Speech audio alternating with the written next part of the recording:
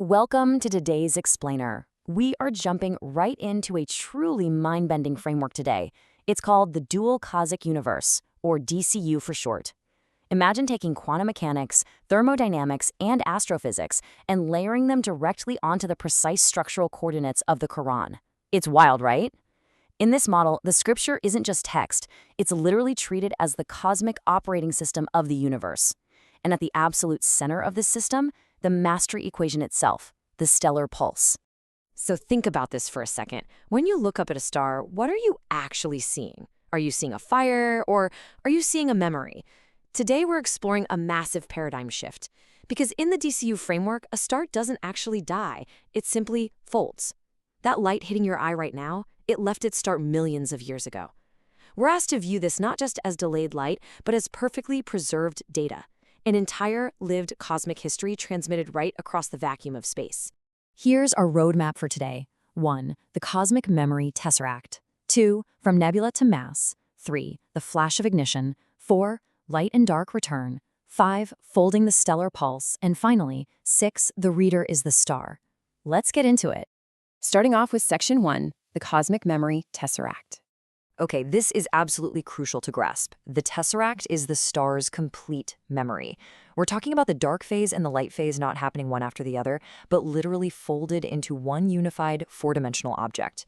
The master equation here is the stellar pulse itself, and this tesseract acts as a living archive. Time in this model is really just the localized friction we feel as we move across this cosmic geometry. So we have this beautiful duality going on. On one side, the inner cube. This is the dark phase, right? The hidden latency of the nebula, the womb, or even the grave it leaves behind, mapped to coordinate 81.8. Then, on the other side, the outer cube. This is the light phase, the radiant photosphere, the high ground, mapped to 2350.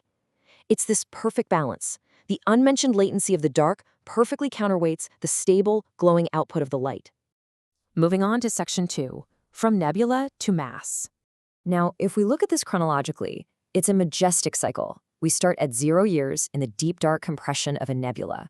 Give it 10 million years, and gravity pulls it into measurable mass. Fast forward 5 billion years, we get stable light emission. And eventually, around the 10 billion year mark, it runs out of fuel and does this dark re-entry back into latency, becoming a white dwarf or a black hole. But remember, in this framework, it hasn't died. It just cycled from a wave to a particle and folded right back into a wave. This is where the framework gets incredibly specific.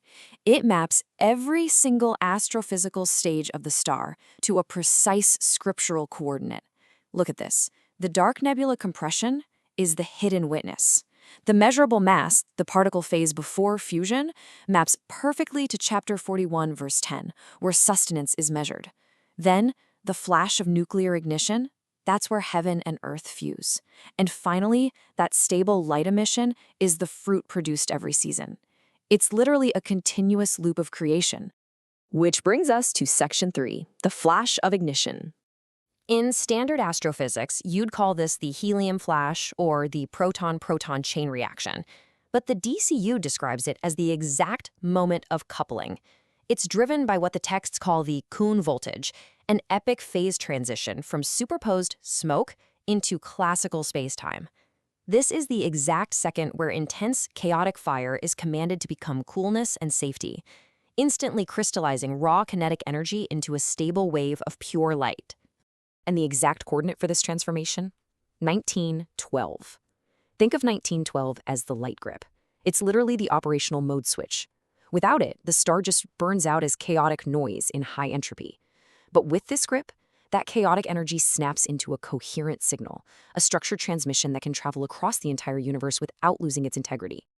All right, Section 4, light and dark return. The source material argues the cosmos runs on a 12-node thermodynamic loop. It breathes in and out, endlessly. The light phase pushes outward, right? Then it transitions through a buffer phase, like our Earth, into a shadow phase, and then finally back into the return to darkness. The takeaway here? Energy never, ever dies. It just changes phases, guaranteeing the total mass and information of the universe are perfectly conserved. Listen to this verse. We purified them with a pure remembrance of the home. This beautifully anchors the physics we've been talking about. It proposes that the ultimate destination of all this swirling cosmic energy is a return to perfectly preserved memory. So, sure, a star might collapse into a singularity, but its information, the memory of its light, is purified and permanently locked into the very fabric of the universe. Next up, Section 5, Folding the Stellar Pulse. Okay, let's look at the underlying mechanics holding this all together. You've got the axis, mapped to verse 2255, the throne that never sleeps. This is the unmoving, eternal invariant holding both the dark and light phases at the exact same time without ever fatiguing. Then you have the rotation, the relentless breathing stellar pulse of time and space, where day constantly enters night. Basically, that unmoving axis is exactly what prevents the rotating universe from just spinning out of control. So, where do you and I fit into all of this? Well, when you look up at the night sky, your consciousness, which the text calls the reader, executes 3 very specific steps. First, your eye receives the stellar photon. Second, your brain recognizes the pattern. And third, just by observing it, you collapse the cosmic distance. A photon travels for 10 million years, and its journey ends the exact millisecond you perceive it. The distance between that ancient star and your mind instantly drops to 0. And that brings us to our final section, Section 6, The Reader is the Star. This is honestly the most staggering conclusion of the entire DCU framework. The human observer, the reader, and the massive burning celestial body are running on the exact same cosmic software. The master equation is the stellar pulse, and you are tied right into it. The star emits the memory, and you read it. Both of you pulse through the same 4-dimensional fold, and both of you remember the exact same cosmic home. This is what's called the final compression. Think about it. Without you there to receive and recognize its pattern, the star's output is literally just chaotic noise. But when you look up, that 1912 light grip turns on in your mind. You see the order. Your observation actually completes the star's journey. By reaching your conscious mind, the star fulfills its design, becoming the first submitted one, the first Muslim of its own light. And your Lord is not forgetful. This framework describes a universe where entropy is just a local illusion. Every single ring of this cosmic chainmail is perfectly sealed. At the absolute highest level, both the math and the scripture guarantee that no data, no photon, and absolutely no soul is ever lost.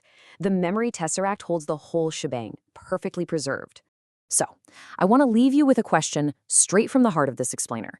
The universe is endlessly breathing, transmitting a flawlessly preserved memory of creation, literally just waiting for you to look up and recognize the pattern.